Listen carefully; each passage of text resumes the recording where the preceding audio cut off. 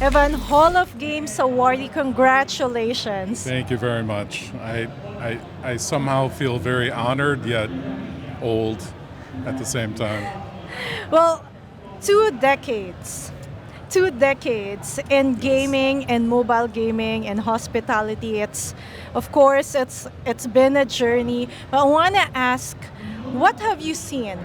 What changes or major shifts have you seen throughout that 2 decades in the industry?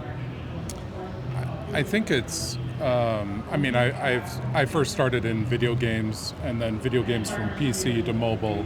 And so when I entered into the gaming industry, it was going through a very similar life cycle. And you could see that gaming was moving from PC to mobile, and anyone being a first adopter to that was leading in the market. So I think it really, in terms of the gaming industry, it went from a destination to more of a lifestyle.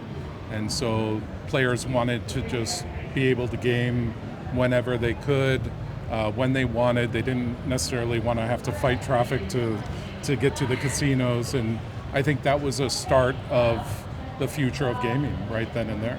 Right, we're in Manila, in the Philippines, and here we're seeing that there's the connection, there's a divergence of land-based and online, and I think you're one of the few people, maybe 2-3 years ago when I talk about it, being omnipresent. And you, even before the industry is just talking about it, you're already doing that.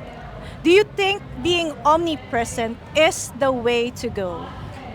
I think there's really, if you're questioning whether to be online or offline, or both, and the only answer to that is it has to be both.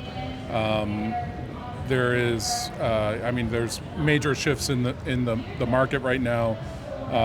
It all started from land-based, then land-based moving online, and now online even looking to move into land-based, right? So everyone wants to be omnipresent, and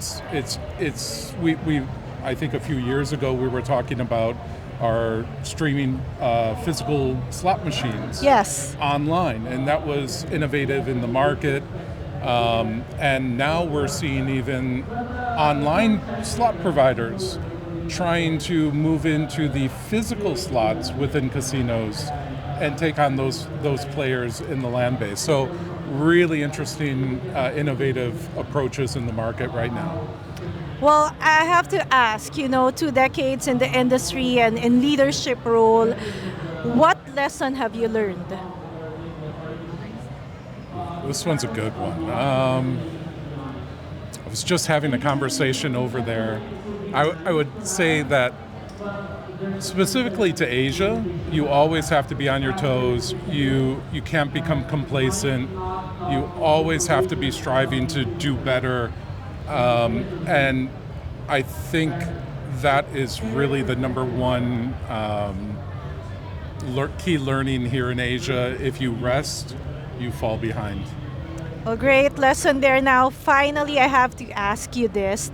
What's your outlook for the Asian gaming industry?